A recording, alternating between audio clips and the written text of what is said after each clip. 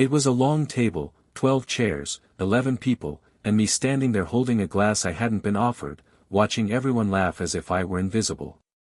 My wife's mother's birthday, the annual family ritual. Loud, smug, suffocating. I'd come straight from work, tie loosened, smile ready, pretending everything was fine, until I saw the table. Every chair had a name card except the space where mine should have been.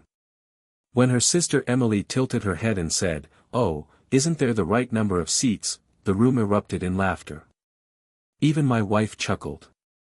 That sound cut through me sharper than the mockery. I smiled faintly. "I guess I'm not part of the family," I said quietly. No one stopped me when I set the glass down and walked out. That was the moment they lost me, though they didn't realize it yet. I met Claire 7 years ago at a charity gala. She had the kind of warmth that made you lower your guard. I thought she was gentle, loyal, incapable of cruelty. I mistook politeness for love, approval for affection. Her family adored appearances, dinner parties, subtle humiliations dressed as jokes. I thought I could survive it. Love makes fools of optimists. In the beginning, I believed I was building something solid. I paid off her debts, helped her father's business with a discreet investment, never asked for thanks. I thought that's what family did. They helped. But somewhere along the way, I became the help. The first crack appeared when I found a text from Emily on Claire's phone. "He'll say yes. Don't worry. He always does." It wasn't about another man. It was worse. It was about me. They were using me like a bank. Every vacation, every renovation, every surprise event was funded by me under the illusion of partnership. I was the sponsor of their lifestyle, the outsider financing their laughter. I didn't confront her, not immediately. Rage wastes energy. Calculation saves it. Over the next 3 months, I became what they believed I already was. Silent, compliant, predictable. I kept paying, kept smiling, but I also began to move things quietly. Every business account I'd opened under the family's name closed.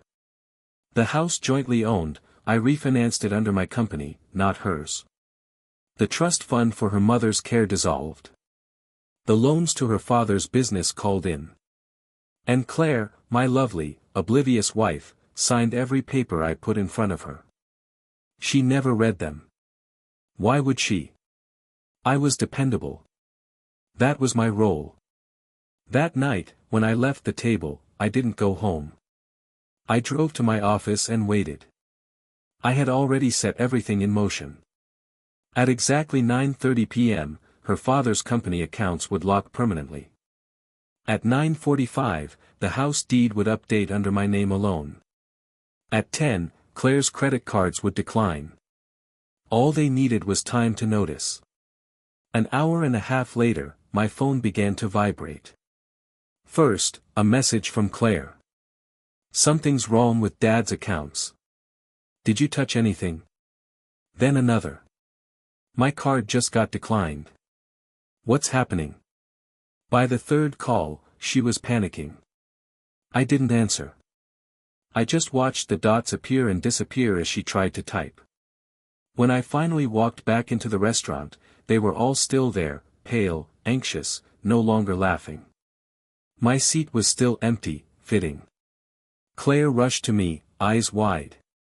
"What did you do?" I looked at her calmly, fixed the seating arrangement. Her father stood up, red-faced. "You can't just, I can," I interrupted, my voice low. "You signed it all over to me. You thought it was a tax form." Emily's smirk had vanished. Her mother's birthday cake sat untouched between them. The candles long melted into wax. I walked to the table, pulled out the missing chair, and sat down. "Now," I said evenly, "there's the right number of seats."